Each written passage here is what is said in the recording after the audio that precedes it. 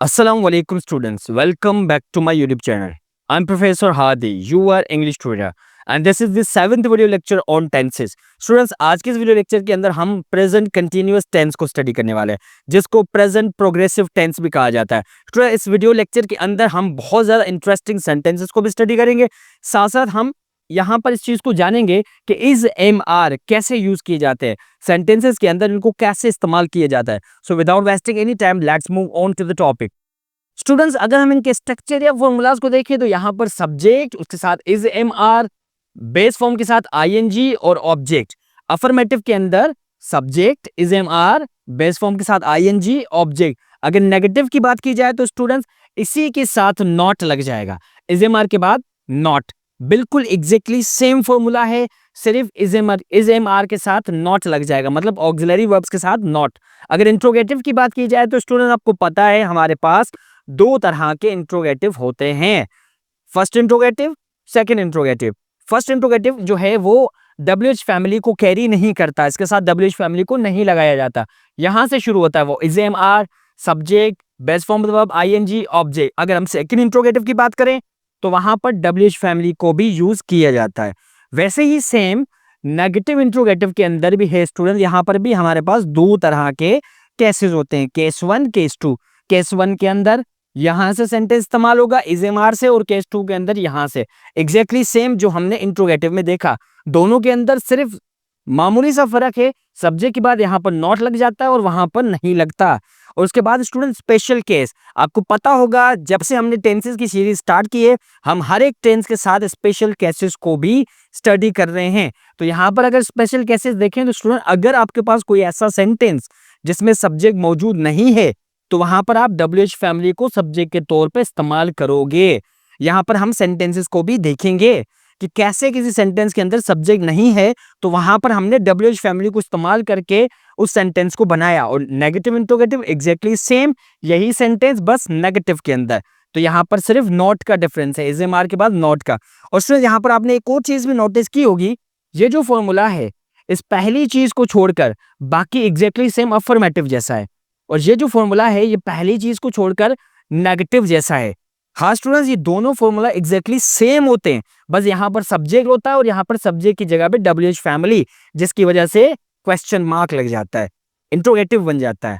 आई hope so आपको समझ में आया। चलो स्टूडेंट समझते हैं अब यहाँ पर इज एम आर कैसे इस्तेमाल होते हैं, मतलब इनको कहाँ पर लगाया जाता है। अगर हमारे पास सब्जेक्ट आए हो तो वहां पर क्या लगेगा, इज एम आर कौन सा लगेगा, तो चलो देखते हैं। I am, we are, you are, he is, she is, it is, they are. और स्टूडेंट सिंगुलर नाउन का मतलब क्या है, सिंगुलर नाउन मतलब एक नाम, कोई भी एक नाउन, जैसे बॉय, अब बॉय के साथ मतलब सिंगुलर नाउन के साथ इज, और प्लूरल नाउन के साथ क्या लगेगा, प्लूरल नाउन के साथ लगता है आर, क्योंकि यहां पर एक से ज्यादा नाम आ जाएंगे, एक से ज्यादा लोग आ जाएंगे। प्लूरल नाउन जैसे कि बॉयज, तो बॉयज के अंदर एक से ज्यादा लोग आ जाते हैं, तो singular noun is, plural noun are.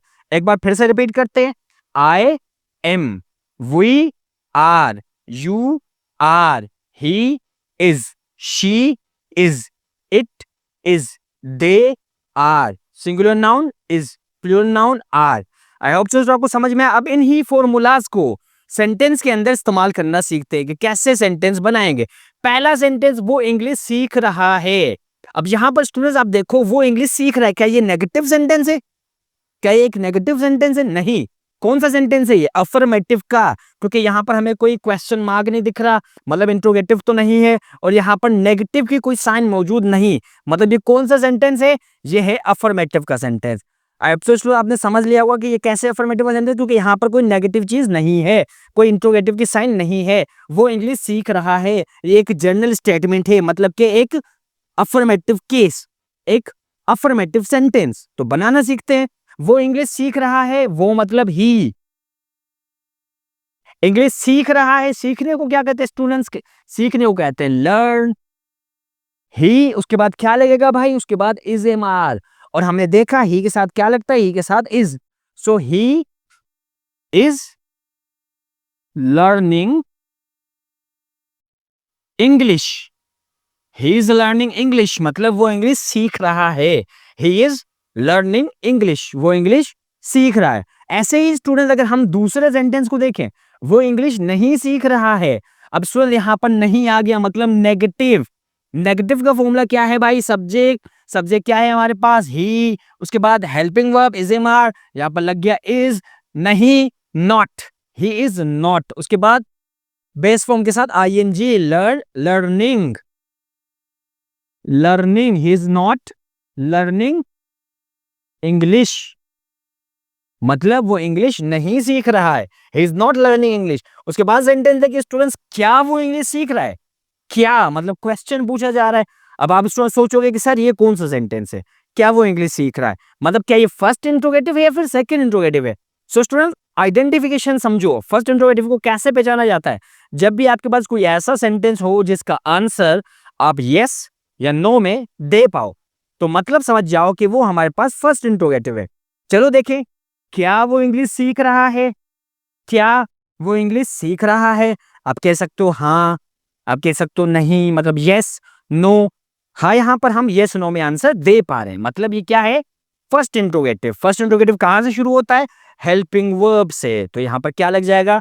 Is he learning English, is he learning English, क्या वो इंग्लिश सीख रहा है? उसके बाद सेंटेंस देखें, क्या वो इंग्लिश नहीं सीख रहा?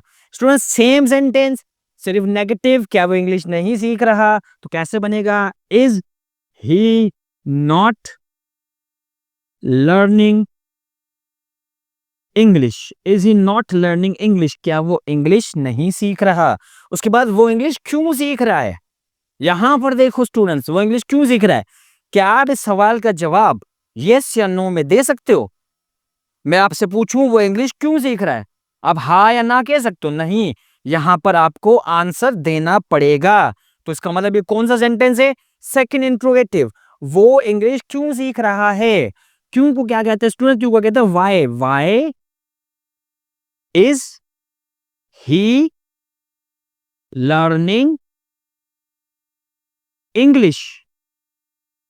फॉर्मूला को देखें, why is he learning English, वो इंग्लिश क्यों सीख रहा है? उसके बाद कौन इंग्लिश सीख रहा है?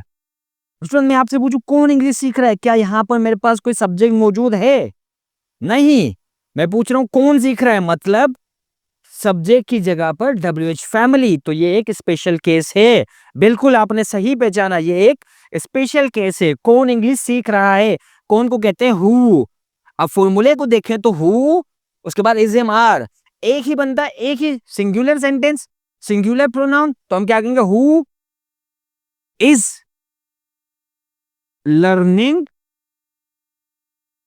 English, who is learning English, कौन इंग्लिश सीख रहा है, कौन इंग्लिश नहीं सीख रहा है? स्टूडेंट यही सेंटेंस पर नेगेटिव के अंदर, तो कैसे बनेगा? Who is not learning English, who is not learning English, कौन इंग्लिश नहीं सीख रहा।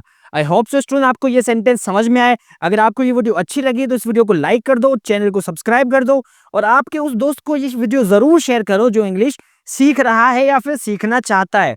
नेक्स्ट वीडियो के अंदर स्टूडेंट हम इन्हीं फॉर्मूलाज को यूज करके एक डिफरेंट सेंटेंस एक्टिविटी एग्जाम्पल्स को करेंगे। सो तब तक के लिए अल्लाह हाफिज।